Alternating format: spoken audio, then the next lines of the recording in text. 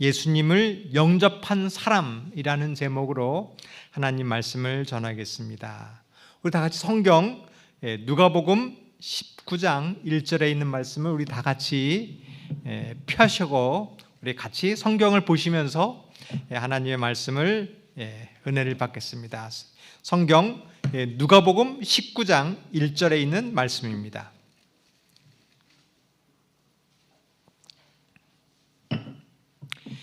예수께서 여리고로 들어가 지나가시더라. 예수님께서 여리고를 방문하셨습니다. 근데 여리고를 통과하여 지나가려고 하시는 것입니다. 잠깐 이 말씀의 배경을 한번 살펴보겠습니다. 여기 예루살렘 지도가 보이는데요. 이 여리고는 예루살렘에서 약 한 35km 정도 떨어진 곳에 있습니다. 그러니까 예루살렘과 멀지 않는 곳에 있고요. 이 요단강이 흐르고 있는데 요단강에서 가장 가까운 도시가 여리고입니다. 이 요단강에서 한 3km 떨어진 요단강이 멀지 않는 도시였는데 이 이스라엘을 지나가는 중요한 도로가 있습니다. 이 해안 도로가 있고요. 이 왕의 대로가 있는데 이 도로는 애굽과 북쪽에 있는 아수르 바벨론으로 이어지는 상업의 중요한 도로였습니다. 이 도로를 잇는 욥바에서 람바까지 이어지는 이 도로가 있는데 이것이 굉장히 중요한 도로입니다. 이 왕의 도로에서 가나안으로 들어가는 첫 성이 바로 여리고성이고 이 길을 따라 상업의 중심지가 바로 여리고였습니다. 이 여리고 주변은 이 사막이었는데 여리고만 풍성한 나무가 있었습니다. 왜냐하면 이 여리고는 오아시스가 있는 곳이었기 때문에. 정말 신기하게도 이 여리고는 사막 가운데서 물이 풍부한 도시였습니다. 이렇게 풍요로운 도시였고 또 이 여리고는 온천이 있었습니다. 여리고는 이 해발 마이너스 250m였기 때문에 겨울에 무척 따뜻한 온화한 도시였어요. 구약시대의 여리고는 폐허가 되었습니다. 근데 신약시대에 헤롯 대왕이 여리고를 새로 건축했습니다. 이 헤롯 대왕은 그 당시 세계의 최고의 도시 건축가였습니다. 그래서 이 여리고에는 많은 제사장과 로마 군인들이 살고 있었고요. 이 헤롯은 특별히 이곳에 여리고에 그 당시 로마의 유명한 목욕탕을 지었고요. 원형 극장이 있었고 마차 경기장이 있었습니다. 이 여리고는 그 이스라엘 많은 도시들과 다른 신도시였고 많은 즐길거리와 문화가 있는 도시였습니다. 그러나 예수님의 필요를 느끼지 않는 도시가 바로 여리고였습니다. 예수님께서는 3년 반 동안이 아마 여리고를 여러 번 지나셨을 거예요. 근데 한 번도 여리고를 지났던 기억이나 기록이 없습니다. 이제 6월절 마지막에 이제 여리고를 지나갔다는 처음 기록이 나옵니다. 그리고 이 마지막으로 가셨던 그 여리고도 그냥 지나가시는 거예요. 왜 그럴까요? 예수님이 지나가셔도 오셔도 여리고 사람들은 관심이 없었습니다. 왜냐하면 인생에 질 것이 많은 도시가 바로 여리고였고 풍족한 도시였기 때문입니다. 예수님께서 지나갔던 이 때는 6월절 바로 직전이었어요. 수많은 사람이 명절을 지키기 위하여 예루살렘으로 가는 그 길이었습니다. 그때에 예수님께서 맹인을 고쳐주는 사건이 벌어졌습니다. 많은 무리가 병자 고치자 흥분하기 시작했어요. 명절 때 많이 모였던 무리들이 이제 예루살렘으로 올라가서 예수님을 왕으로 세우고 사는 기대에 잔뜩 부풀어진 시기였습니다. 그런데 예수님께서는 그 많은 군중이 몰려오지만 더 이상 아무런 이적도 행하지 않으셨습니다. 많은 군중이 흥분했지만 그들을 무시하고 지나가시는 것입니다. 이유가 뭘까요? 예수님께서는 알고 있었습니다. 나를 따르는 수많은 무리들이 지금 여기에 모였는데 그들의 관심은 이적이었습니다. 그들의 관심은 자기의 유익이었습니다. 그래서 그들을 지나친 것입니다.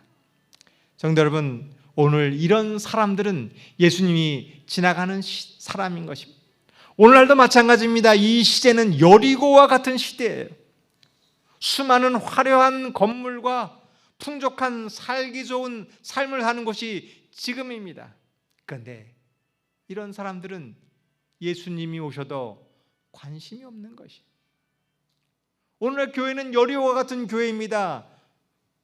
수많은 대형 교회들이 있습니다. 화려한 건물과 수많은 사람들이 모여서 화려하고 웅장한 예배를 드립니다. 근데 예수님께서는 보고 지나치십니다. 왜 그럴까요? 그들의 마음은 예수님을 영접하는 것이 아니라 다른 곳에 관심이 있기 때문에 그렇습니다. 성도 여러분, 오늘 우리는 예수님을 지나치게 하게 하지 마시길 바라겠습니다. 오늘 예수님을 우리 마음속에 영접하는 신앙을 하게 되기를 바라겠습니다. 그때 19장 2절입니다. 삭개오라 이름하는 자가 있으니 세리장이요 또한 부자라. 이러한 시기에 예수님을 영접한 사람이 있었습니다. 그 사람의 이름은 삭개오라고 합니다. 그 사람은 세리장이었고 부자였습니다. 그런데 그 당시의 시각에 의하면 이 사람은 죄인이었습니다. 예수님을 만날 필요가 없는 사람이었고 만나서는 안 되는 사람으로 여겨지는 사람이었습니다. 오늘날도 마찬가지입니다. 우리가 복음을 전하지만 많은 사람들은 관심이 없어요. 또 저런 사람은 믿어서는 안 될 거같이 여겨지는 사람이 있습니다. 그런데 바로 그 사람이 예수님을 영접하는 사람이라는 것을 기억하시길 바라겠습니다. 우리는 모르지만 예수님을 믿는 삭개와 같은 사람이 있다는 사실을 기억하시고 그 삭개와 같은 사람이 되기를 바라겠습니다. 이 삭개오는 어떤 사람이었을까 한번 보겠습니다. 누가복음 19장 3절 4절입니다. 그가 예수께서 어떠한 사람인가 하여 보고자 하되 키가 작고 사람이 많아 할 수 없어 앞으로 달려가서 보기 위하여 돌 무화과 나무에 올라가니 이는 예수께서 그리로 지나가시게 됨이라. 예수님께서는 여리고를 지나가지고 계셨습니다. 많은 사람은 관심이 없었습니다. 또 일부의 많은 사람들은 예수님의 이적을 보고 따라다녔습니다. 근데 한 사람이 있었어요. 이 사람은 예수님이 유하신 사람이었습니다. 그 사람의 특징은 예수님이 어떠한 사람인가 보고 싶어한 사람이었습니다. 성도 여러분, 오늘 예수님을 만나고 싶습니까? 예수님이 어떠한 사람인지 보기를 간절히 소망하시기를 바라겠습니다. 그 사람을 지나치지 않고 그 사람을 예수님께서 만나 주시는 것입니다. 이 삭개오는 왜 예수님을 보고 싶어 했을까요? 어느 날 갑자기 예수님이 오셨으니까 봐야지 그런 것이 아니었어요. 오래전부터 예수님을 보고 싶은 마음이 있었습니다. 그 이유는 무엇일까? 우리 누가복음 성경을 펴지 마시고 우리 화면을 보시기 바랍니다. 누가복음 3장 3절입니다. 요한이 요단강 부근 근처에 와서 죄의 사함을 받게 하는 회개의 침례를 전파하니. 3년 전 요한이 요단강 근처에서 회개를 전파했습니다. 바로 이 요단강 근처에 있는 도시가 바로 여리고였어요. 여리고에는 많은 유대인들이 모였습니다. 근데 정작 여리고 사람들은 관심이 없었어요. 그때 삭개오가 듣고 있었던 것입니다. 많은 이 관심이 없는 줄 알았는데 그 말씀을 듣고 있는 사람이 있다는 것입니다. 성도 여러분, 이렇게 예수님을 보고 싶은 이유가 있습니다. 그것은 하나님의 말씀이 내 안에 임할 때 그 사람이 예수님을 보고 싶은 마음이 생기는 것입니다. 성도, 우리 주변에 삭개와 같은 사람이 있습니다. 예수님을 정하지만 무관심하게 반응하는 사람이 있습니다. 그러나 무관심할지라도 그 마음 속에 하나님 말씀이 들어갔을 때 그 사람이 마음이 움직인다는 사실을 기억하고 말씀을 전하시길 바라겠습니다. 예레미야 시대에도 예레미야가 복음을 전했습니다. 이스라엘의 멸망을 선포했습니다. 아무도 예수님의 예레미야의 말을 안 듣는 것 같아요. 결국 예루살렘이 멸망했습니다. 그러나 그 예레미야의 말을 듣는 사람이 있었어요. 그 사람이 바로 다니엘입니다. 오늘날도 마찬가지입니다. 오늘 아무리 얘기를 해도 복음을 제대로 듣지 않는 것 같습니다. 그러나 듣는 사람이 있음을 믿으시길 바라겠습니다. 오늘 이 자리에 그런 분들이 오셨어요. 불가능해 보이지만 하나님의 말씀이 들어갔을 때 사람이 변화될 수 있음을 믿으시기를 바라겠습니다. 침례 요한이 전한 말씀은 이것이었습니다. 누가복음 3장 12절입니다. 세리들도 침례를 받고자 하여 와서 이르되 선생이여 우리는 무엇을 하리이까 하며 이르되 부과된 것 외에는 거두지 말라 하고. 삭개오를 감동시키는 말은 무슨 말이었을까요? 우리를 변화시키는 말은 무슨 말이었을까요? 그냥 추상적인 이야기가 아닙니다. 아, 예수 믿으면 복받아, 교회 오면 그냥 좋아, 그런 말이 아니었어요. 그 사람을 감동시키는 말은 구체적인 말이었습니다. 가슴을 찌르는 말이었어요. 세리들은 부과된 것 외에는 거두지 말라는 것입니다.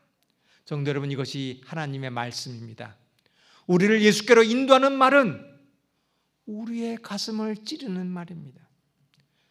또 침례 요한은 이렇게 얘기합니다. 군인들에게 말합니다. 군인들도 물어 이르되 우리는 무엇을 하리이까 하며 이르되 사람에게 강탈하지 말며 거짓으로 고발하지 말고 받는 급료를 족한 줄로 알라 하니라. 이것이 변화되는 비결입니다. 하나님의 말씀은 구체적이고 우리에게 들리는 음성이 있습니다. 이 음성을 듣고 지나치지 말고 변화되기를 바라겠습니다. 또 이렇게 얘기합니다. 누가복음 13장 10절입니다. 무리가 물어 이르되 그러면 우리가 무엇을 하리이까? 대답하여 이르되 옷 두 벌이 있는 자는 옷 없는 자에게 나눠줄 것이요 먹을 것이 있는 자도 그렇게 할 것이니라 하고. 여러분, 오늘 이 음성을 들으시길 바라겠습니다.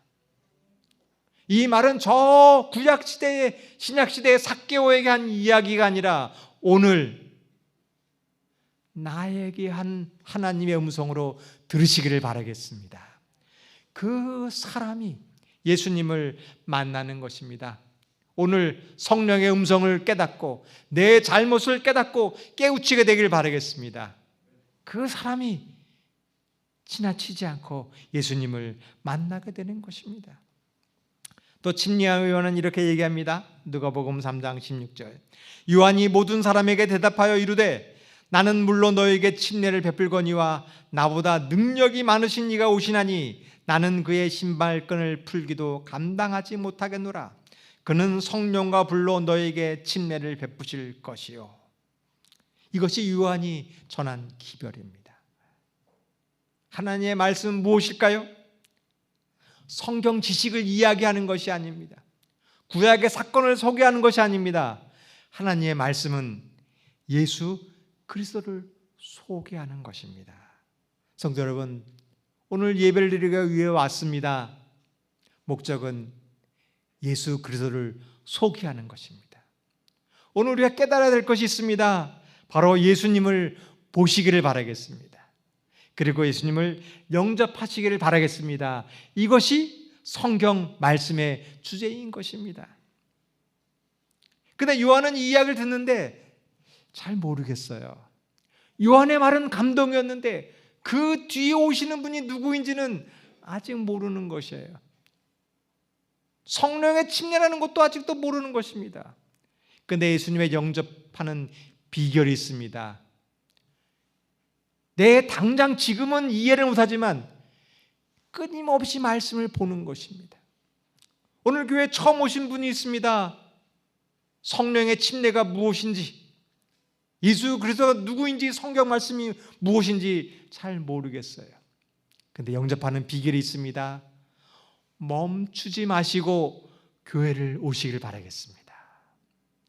멈추지 마시고 말씀을 보시길 바라겠습니다. 그 사람이 예수님을 영접하는 것입니다. 삭개오에게 예수님을 보고 싶어하는 결정적인 사건이 있었습니다. 그것은 뭐냐면 예수님의 제자 중 세리였던 마태가 예수님의 제자가 된 것입니다. 아, 예수란 어떤 사람일까? 아니, 저 세리 마태를 제자라고 삼으신 그분이라면 나도 변화될 수 있을 거야. 그때부터 예수님을 보고 싶어 한 것이었습니다. 그 예수가 드디어 여리고성에 온 것이었습니다. 성도 여러분, 예수님을 사모하시면 우리도 이러한 계기가 있음을 믿으시길 바라겠습니다. 남편을 위해서, 자녀를 위해서 기도하시면 예수님을 만날 기회가 반드시 있음을 기억하게 되기를 바라겠습니다. 이 말씀은 누룩과도 같은 거예요. 삭개오는 처음에 요한의 말을 들었을 때 감동은 있었지만 아직까지 변화가 없었어요. 예수님의 말씀을 들었지만 예수가 누구인지 몰랐습니다. 근데 누룩처럼 그 말씀이 점점 커져서 어느 날 나를 변화시키는 것입니다. 오늘 이것을 믿으시기를 바라겠습니다. 오늘 이 말씀은 누룩과 같이 예배를 왔다 가나 안 오나 변화가 없는 것처럼 보여요. 근데 와서 말씀을 듣는 순간 누룩이 들어오는 거예요. 어느 날 생각납니다. 그 말씀이 서서히 나를 변화시키는 것입니다. 오늘 이 말씀을 들으시기를 바라겠습니다. 오늘 우리는 여리고 같은 세상에 살고 있습니다. 할 것도 많고 즐길 것도 많습니다. 그러나 이 세상에서 살아나는 비결이 있습니다. 오늘 이 말씀을 사모하시길 바라겠습니다. 그때 이 말씀이 예수님을 만나게 해줄 것입니다. 삭개오는 예수님을 보고자 했는데 키가 작고 사람이 너무 많아서 예수님에게 갈 수가 없는 것입니다. 그 당시 유대인의 그 거리는 그렇게 넓지 않았습니다. 도시가 한 자동차 한 대 정도가 이렇게 지날 정도의 넓이였어요. 그래서 조금만 많은 무리가 와도 도저히 예수님께 가까이 갈 수 없는 그러한 환경이었습니다. 그때 필요한 것이 있습니다. 말씀의 결심으로만 만날 수가 없는 것입니다. 행동으로 이어져야 하는 것이에요. 그것은 나무 위로 올라가는 것입니다. 성도 여러분, 우리가 마음으로 예수님을 사모합니다. 그렇다고 해서 예수님을 마음에 모시지가 않는 거예요. 예수님을 모시기 위해서 필요한 것이 있습니다. 실천하시길 바라겠습니다. 그것을 위해서는 강한 의지가 필요해요. 여기에 우리 초신자분들이 많이 옵니다. 예수님을 믿기로 결심했어요. 이것으로 그쳐서는 안 돼요. 예수님을 모시기 위해서 강한 의지가 필요합니다. 공부도 마찬가지입니다. 다 공부를 잘하기로 원해요. 근데 공부를 잘하는 사람은 강한 의지를 가지고 실천하는 사람입니다. 사업도 마찬가지입니다. 다 잘 되기를 바라요. 그러나 강한 의지를 가지고 실천하는 사람이 성공합니다. 신앙도 마찬가지입니다. 성도 여러분, 오늘 강한 의지를 가지고 예수님을 만나기를 실천하시길 바라겠습니다. 그때 만나는 것입니다. 삭개오는 만나고 해서 실천하는 것은 나무 위로 올라가는 것입니다. 그럼 오늘 우리가 예수님을 만나기 위해서 나무 위로 올라가는 것은 무엇일까요? 그 당시 삭개오는 부자였어요. 가장 좋은 옷을 입고 있었습니다. 근데 그 신사가 나무 위로 올라가는 거예요. 그것은 뭐냐면 예수님을 영접하기 위해 삭개오는 자기의 체면을 버리고 올라간 것입니다. 오늘 우리가 나무 위로 올라가는 방법이 있습니다. 그것은 내 체면을 버리고 주님께 나오시길 바라겠습니다. 내가 목사인데, 나는 성경 지식 충분히 알고 있는데 목사님 제자 훈련이 뭐가 필요합니까? 저는 그거 안 해도 충분히 다 알고 있습니다. 이 오후에 성경 공부 안 해도 저는 스스로 잘할 수 있습니다. 소그룹 모임 안 해도 저는 신앙 잘할 수 있습니다. 성도 여러분, 이러한 교만을 버리시고 내 체면을 버리시고 주님께 나오시길 바라겠습니다. 우리 소그룹 성경 연구를 한다고 그러면 참석하시길 바라겠습니다. 그 사람이 예수님을 만나는 것입니다. 성도 여러분, 내 마음속에 교만이 있으신가요? 이거를 버리고 올라갈 때, 교만을 버릴 때 예수님을 영접하는 것임을 깨닫게 되기를 바라겠습니다. 삭개오에게는 많은 무리들이 있었습니다. 우리에게도 방해하는 것들이 있습니다. 이것을 벗어나야 예수님을 만날 수 있습니다. 오늘 우리는 여리고와 같은 환경에 있습니다. 너무나 즐길거리가 많이 있는 것입니다. 교회에 오지 않아도 즐길 것이 많이 있어요. 여러분, 이것을 벗어나야 예수님을 만날 수 있습니다. 오늘 아침에 눈만 뜨면 수많은 뉴스들이 내 생각을 가득 채웁니다. 이 세상을 즐겁게 하는 성공할 것들, 취미들, 즐길 것들, 방해할 것들, 이것을 벗어나야 하는 것이에요. 저는 재림연수원이라는 곳에 갔습니다. 그곳에 갔더니 이 옷을 갈아입혀요. 이 죄수복 같은 옷을 입고 핸드폰을 반납하라고 합니다. 그리고 침묵하라고 그래요. 그리고 오직 말씀 듣고 기도하는 거예요. 모든 것을 떠나게 합니다. 그때 어느 날 기도하다가 하나님의 음성이 들리는 거예요. 성경을 보다가 예수님을 만나는 것입니다. 비결은 세상의 복잡한 것을 떠나는 것입니다. 근데 이것이 우리 집에도 가능합니다. 성도 여러분, 가장 좋은 순간 모든 것을 버리고 주님을 만나시길 바라겠습니다. 그때 예수님을 영접하는 것입니다. 그때 이렇게 얘기하십니다. 누가복음 19장 5절입니다. 예수께서 그곳에 이르사 쳐다보시고 이르시되 삭개오야 속히 내려오라. 내가 오늘 내 집에 유하여야 하겠다 하시니, 예수님은 알고 계십니다. 수많은 사람이 자기를 따르지만 그들은 예수님을 영접할 마음이 없다는 것을 알고 계십니다. 저기 나무 위에서 아무도 모르게 쳐다보는 사람이 있었습니다. 간절히 드리는 기도의 사람, 예수님께서는 그 사람의 음성을 알고 계시는 거예요.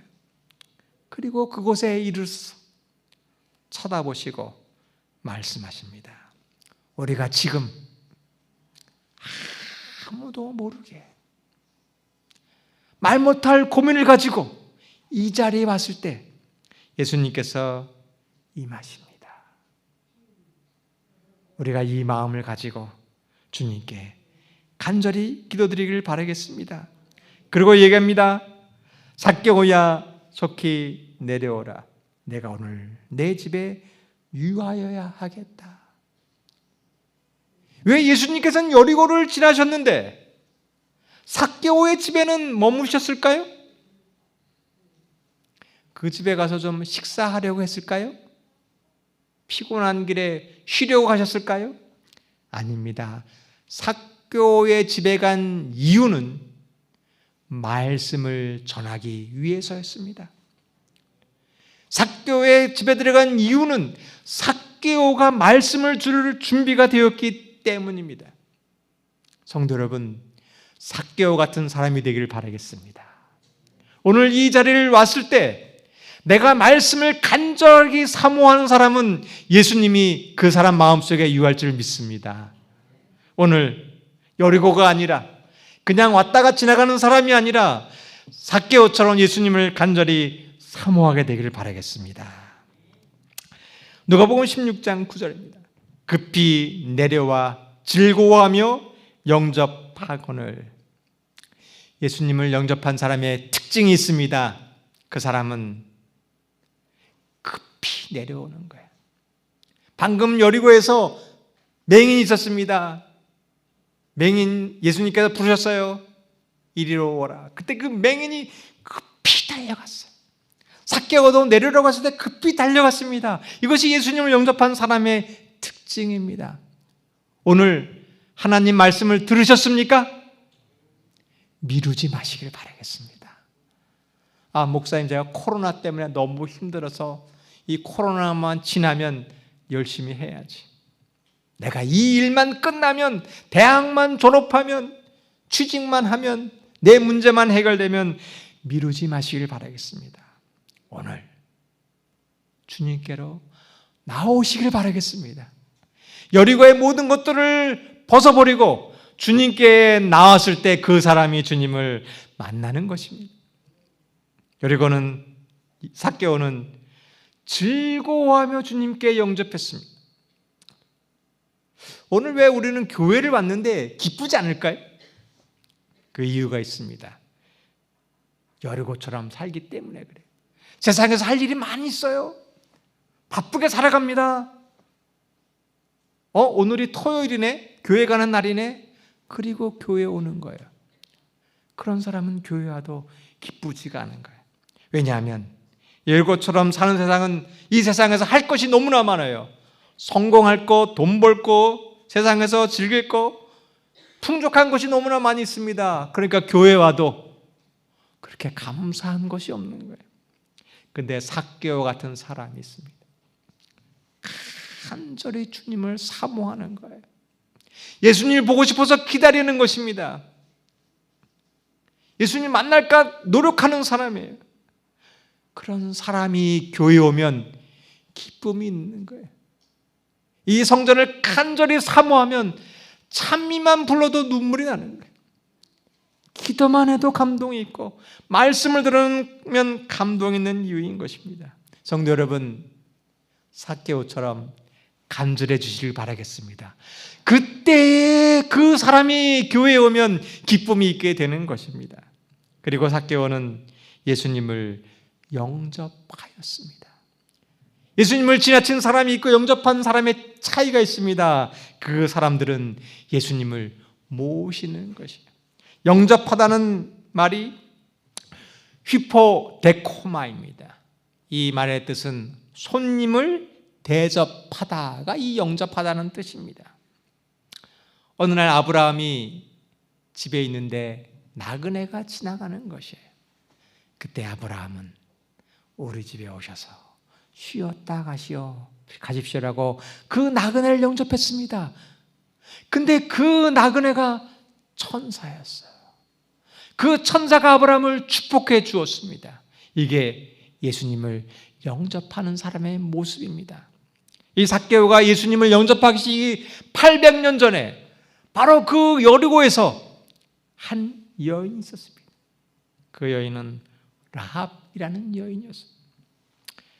야고보서 2장 25절입니다. 또 이와 같이 기생 라합이 사자들을 대접하여 다른 길로 나가게 할 때 행함으로 의롭다 하심을 받은 것이 아니냐. 라합이 사자들을 대접하였어요. 이것이 휘포데코마예요. 삭개오가 영접한 것과 똑같은 말입니다. 이 라합은 이스라엘 백성들의 이야기를 들어서 출애굽을 한 하나님이 이스라엘 백성을 출애굽시킨 이야기를 들었습니다. 요단강을 건넌 이야기를 들었어요. 말씀을 들은 사람이 하나님을 영접할 수 있는 것. 사자들을 보았을 때, 그 사자들을 영접했을 때에 그 구원이 라합에게 임하였던 것입니다. 성도 여러분, 오늘 비결이 있습니다. 하나님의 말씀을 들으시기를 바라겠습니다. 그리고 이 말씀대로 순종하여 영접하시기를 바라겠습니다. 그 사람에게 구원이 임하는 것입니다. 오늘 우리는 예배를 드리고 있습니다. 어떤 사람은 이렇게 합니다. 목사님 정말 은혜 받았습니다. 다음 주에 볼게요. 그리고 가는 사람이 있어요. 그 사람은 예수님을 영접하지 않습니다. 오늘 말씀을 들었어요. 은혜 받았습니다. 그러면 가지 마시고 예수님을 내 집에 모시기를 바라겠습니다. 오늘 말씀을 들었으면 그 말씀을 순종하시길 바라겠습니다. 그 사람이 영접하는 것입니다. 저는 감동적인 이야기가 있어요. 우리 소그룹에서 손님을 대접하는 많은 감동적인 이야기를 들읍니다. 구도자를 초청해서 식사를 대접하고, 구도자를 소그룹에서 자기 집에 모이시는 분이 있습니다. 여러분, 이것이 영접하는 것입니다. 그 사람에게 아브라함처럼 라합과 같은 축복이 있을 줄 믿습니다. 오늘 우리에게도 이러한 축복이 있게 되길 바라겠습니다.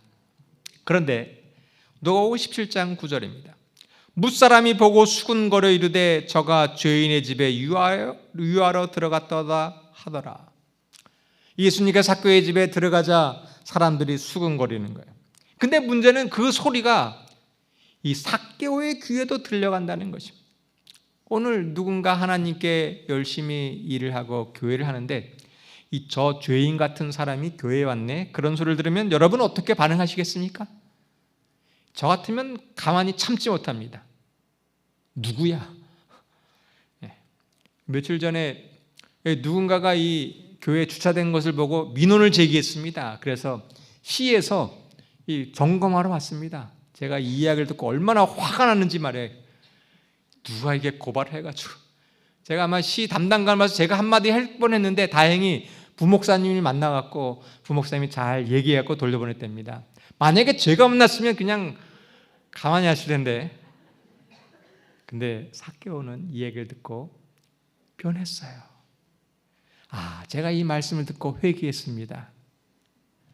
이 얘기를 듣고 분노하는 사람, 그 사람은 예수님이 지나치는 사람인 것입니다. 삭개오가 어떻게 변했는지 보겠습니다. 누가복음 19장 8절입니다. 삭개오가 서서 주께 여짜오되 주여 보시옵소서, 내 소유의 절반을 가난한 자들에게 주겠사오며 만일 누구의 것을 속여 빼앗은 일이 있으면 내 갑절이나 갚겠나이다. 누군가 나를 비난하고 누군가 나를 욕했을 때 삭개오가 한 행동은 예수님을 쳐다보는 것입니다. 성도 여러분, 우리를 비난하는 사람이 있습니다. 그때 예수님을 쳐다보시길 바라겠습니다. 삭개오를 죄인이라고 했을 때 삭개오는 그것을 부정하지 않았습니다. 삭개오는 변명하지 않았습니다. 그리고 예수를 바라보았습니다. 예수님을 만났을 때 변화가 오는 것입니다. 성도 여러분, 우리도 예수님을 바라보고 예수님을 영접하면 우리의 마음이 변될 줄을 믿습니다. 교회 와도 달라지지 않는 분이 있습니다. 왜 변하지 않을까요? 하나님의 말씀 속에서 예수님을 진정으로 만나는 경험을 하지 않았기 때문에 변하지 않는 것입니다. 성도 여러분, 오늘 우리는 예수님을 바라보시고 예수님을 영접했을 때 우리 마음속에 이러한 변화가 일어나야 되기를 바라겠습니다. 참된 변화란 무엇일까요? 율법에는 잘못한 일이 있으면 2배를 갚는 것이 율법에 기록된 것이었습니다. 근데 삭개오는 4배를 갚겠다는 것입니다. 이것이 변화입니다. 우리는 성경 말씀대로 살아갑니다. 근데 진정한 변화는 성경대로 사랑하는 것이 아니라 율법대로 사랑하는 그 속에 있는 사랑을 깨닫는 거예요.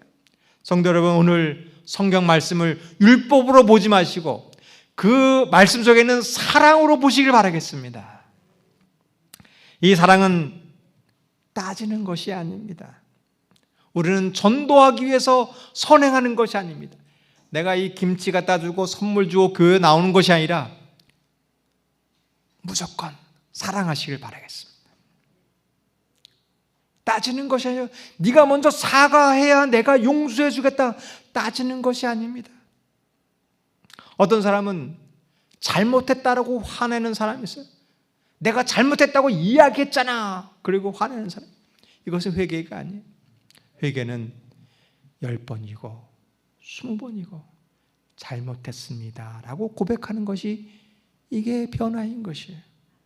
성도 여러분, 조건을 바라보고 용서하지 마시고 무조건 용서하시길 바라겠습니다. 혹 남편이 잘못한 일이 있습니까? 회개하고 변하지 않더라도 용서하시길 바라겠습니다. 아내에게 불만스러운 사람이 있습니까?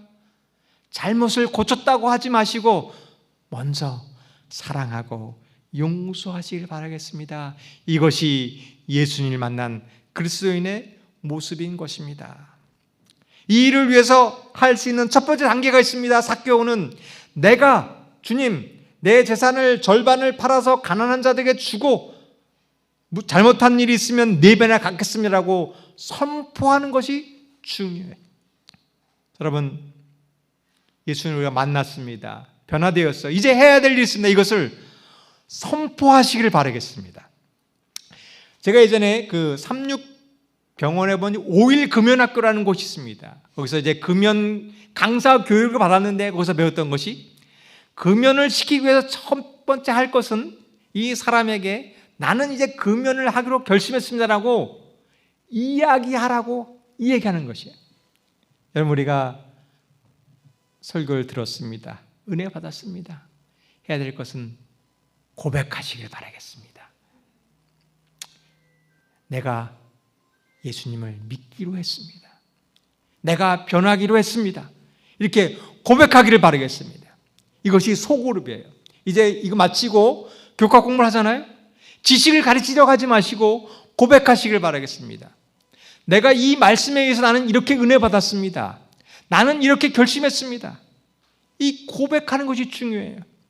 오늘 고백하시길 바라겠습니다. 예수님, 제가 여리고처럼 살았는데, 세상을 위해 살았는데 성경 보기로 결심합니다. 내가 시간을 내어서 기도하기로 결심합니다. 가난한 사람을 도와주기로 결심합니다 라고 말하는 것이 중요해요. 여러분, 한번 연습해 보겠습니다. 나는 남편을 조건 없이 용서하기로 결심합니다. 이렇게 선포하는 게 중요해요. 또 따라하시고 보세요. 나는 아내를 조건 없이 사랑하기로 결심합니다. 여러분, 마음에 품는 것보다 말하는 것이 변화의 시작입니다. 이러한 소그룹이 되기를 바라겠어요. 그때 무슨 일이 벌어질까요? 누가복음 19장 9절, 예수께서 이르시되 오늘 구원이 이 집에 이르렀으니 이 사람도 아브라함의 자손이로다. 여리고는 축복받은 도시였습니다. 근데 예수님에게는 관심이 없었어요. 예수님이 그리로 지나가셨습니다. 아무 일도 일어나지 않는 것이. 근데 삭개오는 예수님을 보고 싶어 했어요. 예수님을 만나보고 싶어 했습니다. 그때 예수님을 만난 거예요. 그리고 고백했습니다. 그때 그 사람에게 구원이 임하는 것입니다. 성도 여러분, 오늘 이 구원이 우리에게 임하게 되길 바라겠습니다.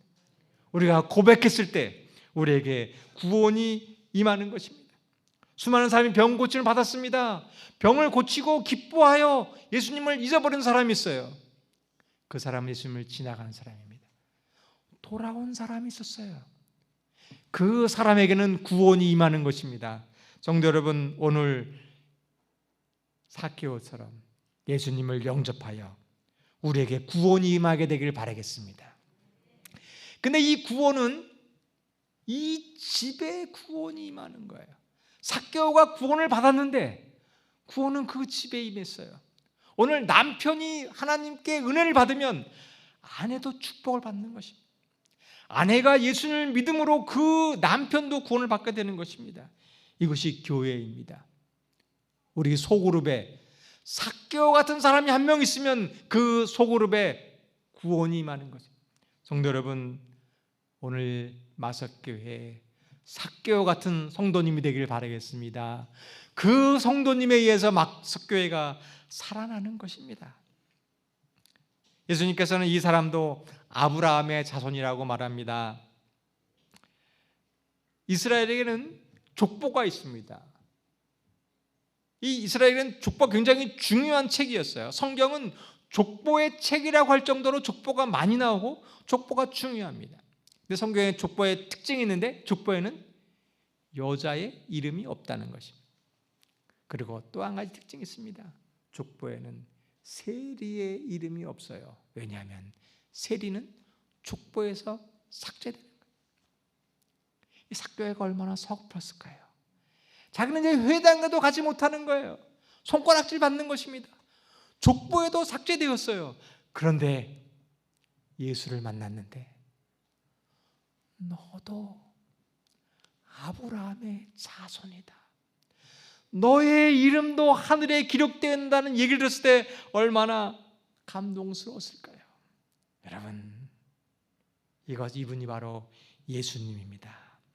오늘도 우리 마음에 상처가 있는 거예요. 교회에서도 상처가 있습니다. 사람에게서 상처가 있습니다. 그때 예수님께서 말씀하십니다. 너도 아브라함의 자손이야. 나는 더 이상 죄인이 아닙니다. 더 이상 손가락 받는 사람이 아니라 하나님의 자녀임을 기억하시길 바라겠습니다. 그리고 주님께 나오시길 바라겠습니다. 그때 예수님께서 우리의 죄를 용서해 주실 것입니다. 누가복음 19장 10절입니다. 인자에 온 것은 잃어버린 자를 찾아 구원하려 함이라. 이것이 누가복음의 주제인 것입니다. 누가복음에 나는 두 가지 비유가 있습니다. 하나는 탕자의 비유가 있고 하나는 삭개오의 이야기가 있습니다. 이것은 누가복음에 나오는 것이고 이 누가복음의 주제입니다. 탕자가 돌아오게 한 것처럼 삭개오가 돌아오게 한 이야기가 누가복음의 가장 중요한 이야기입니다. 성도 여러분, 예수님께서는 바로 탕자와 같은 삭개오를 오늘도 찾고 계십니다. 오늘 예수님이 바로 나를 기다리고 계십니다. 오늘 주님을 영접하시기를 바라겠습니다. 이제 이 일을 할 사람이 필요해요. 성도 여러분, 우리도 예수님처럼 잃어버린 자를 찾기 위하여 오시겠습니까? 저는 전도회 또한 감동적인 얘기를 들었어요. 전도회 기간 동안에 초신자와 구도자가 37분이 참석하셨어요. 근데 이 초신자가 있는데 코로나 2년 동안 교회를 안 나오셨어요. 그런데 이번 전도회 기간 동안 나오셨어요. 제가 감동적인 이야기를 듣는데 그냥 나오신 것이 아니라 어느 집사님이 2년 동안 계속 전화한 거예요. 전화도 안 받아요. 문자했는데도 답장도 없습니다. 선물을 가지고 방문하셨어요. 근데 선물은 가져가시더래요. 2년 동안 관심을 가지고 전도회 때 초청했을 때 그분이 나오신 거예요. 여러분, 오늘 이 사람이 필요합니다. 37명을 제가 어떻게 성경을 가르치겠습니까? 그러나 한 명을 기도하면 가능합니다. 누군가 결석하면 전화해주면 가능합니다. 성도 여러분, 오늘 결심하지 않으시겠습니까? 내가 잃은 자를 찾기 위해서 기도해 주겠다. 내가 그 사람을 위해서 성경을 가르치겠다. 그러한 결심을 했을 때 그 사람이 예수님을 만나고 그 사람에게 구원이 임할 줄을 믿습니다. 오늘 이 축복이 오늘 성도님에게 이르길 바라면서 말씀을 마치겠습니다.